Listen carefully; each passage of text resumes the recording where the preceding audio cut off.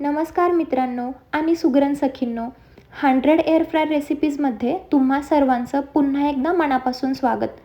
वांग्याचं भरीत म्हटलं की त्या विशिष्ट स्मोकी फ्लेवरची आठवण येते. पण रोजच्या धावपळीत गॅसवर वांगं भाजणं, तो पसारा निस्तारणं आणि सर्वात महत्त्वाचं म्हणजे गॅसच्या थेट फ्लेममुळे होणारे दुष्परिणाम टाळणं खूपच गरजेचं झालं आहे. म्हणूनच आज मी तुमच्यासाठी घेऊन आली आहे अगदी पारंपरिक चवीचं पण मॉडर्न पद्धतीने बनवलेलं एअर फ्रायर वांग्याचं भरीत. हे भरीत इतकं चविष्ट होतं की कुणाला कळणारही नाही की हे तुम्ही गॅसवर नाही तर एअर फ्रायरमध्ये बनवलं आहे. या रेसिपीसाठी मी बिग बास्केटवरून छान मोठी आणि ताजी भरताची वांगी मागून घेतली आहेत.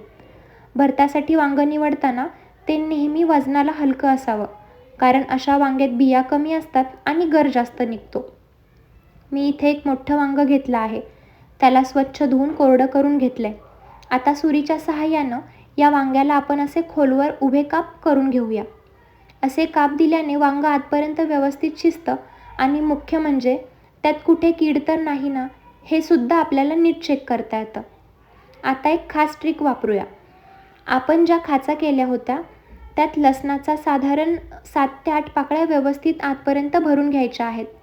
यामुळे होतं असं की जेव्हा एअर फ्रायरमध्ये वांगं भाजलं जातं तेव्हा त्या लसणाचा खमंग अर्क पूर्ण वांग्याच्या गरात उतरतो आणि चव कैक पटीने वाढते. सोबतच मी 2 टोमॅटो, 2 हिरव्या मिरच्या घेतल्या आहेत. आता वांगं, टोमॅटो आणि मिरच्यांना थोडंसं तेल ब्रश करून घेऊया. तेल लावल्यामुळे वांगं भाजल्यानंतर त्याची सालं अगदी सहज आणि झटपट निघतात.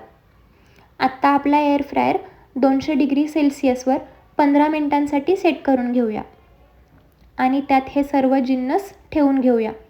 15 मिनिट झाली की एअर फ्रायर उघडून वांगं पलटी करूया आणि पुन्हा 15 मिनिटासाठी ठेवून द्यायचं आहे. गॅसवर वांगं भाजताना आपल्याला सतत तिथे उभं राहून ते फिरवावं लागतं. पण एअर फ्रायरमध्ये मात्र तुम्ही हे लावून तुमची दुसरी कामं करू शकता.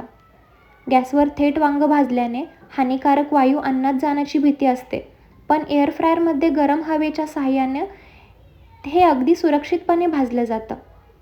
30 मिनिटांनंतर तुम्ही पाहू शकता आपलं वांगं, टोमॅटो आणि मिरच्या एकदम मऊ आणि छान भाजल्या गेल्या आहेत.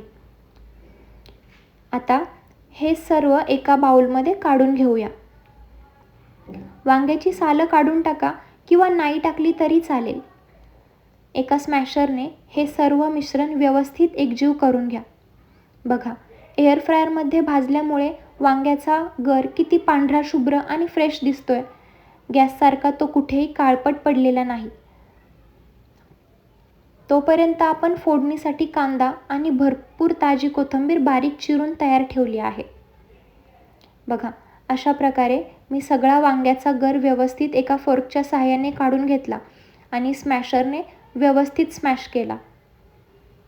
अगदी ठेचा टाईप छान असा गर इथे तयार झालेला आहे. आता एका कढईत थोडं तेल गरम करून घ्या. तेल गरम झालं की त्यात अर्धा चमचा मोहरी टाका.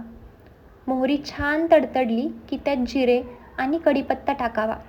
कढीपत्त्याचा चुरचुरीत आवाज आला की समजायचं फोडणी अगदी परफेक्ट बसली आहे.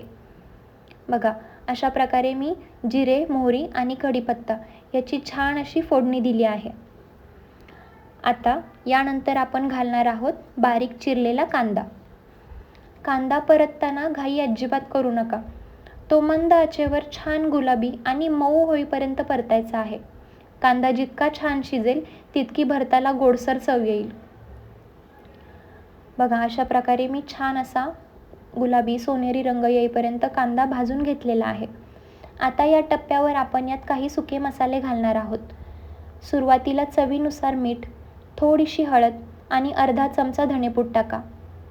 त्यानंतर आपलं झणझणीत लाल तिखट आणि सर्वात महत्त्वाचा म्हणजे आपला स्पेशल घरगुती मसाला यात घालायचा आहे.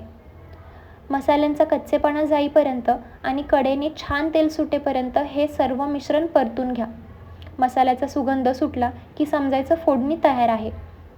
आता यामध्ये आपण एअर फ्रायरमध्ये भाजून स्मॅश केलेलं वांग्याचं मिश्रण टाकूया.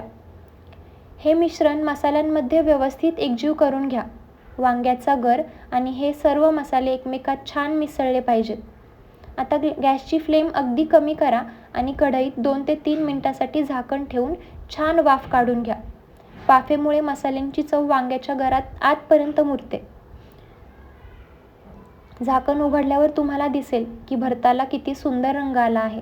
आता सर्वात शेवटी भरताची शोभा वाढवण्यासाठी त्यावर भरपूर बारीक चिरलेली ताजी कोथिंबीर भुरभुरा. कोथिंबीर टाकल्यावर एकदा हलक्या हाताने मिक्स करा आणि हे तयार झालं आपलं गरमागरम चमचमीत एअर फ्रायर वांग्याचं भरीत.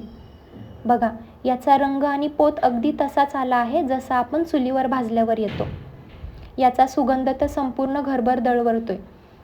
हे भरीत तुम्ही बाजरीची भाकरी किंवा ज्वारीची भाकरी याच्यासोबत खाऊ शकता. तुम्ही ही रेसिपी घरी नक्की ट्राय करा आणि बघा तुमच्या घरातल्या मंडळींना ती कशी वाटली हे मला कमेंटमध्ये सांगायला विसरू नका. तसेच तुम्हाला एअर फ्रायरमध्ये अजून कोणत्या पारंपरिक रेसिपीज पाहायला आवडतील हेही नक्की सांगा. जर तुम्हाला आजचा हा व्हिडिओ आणि माझी ही आरोग्याला जपणारी स्मार्ट कुकिंग पद्धत आवडली असेल तर व्हिडिओला लाईक करा, शेअर करा आणि सबस्क्राईब करायला विसरू नका. धन्यवाद.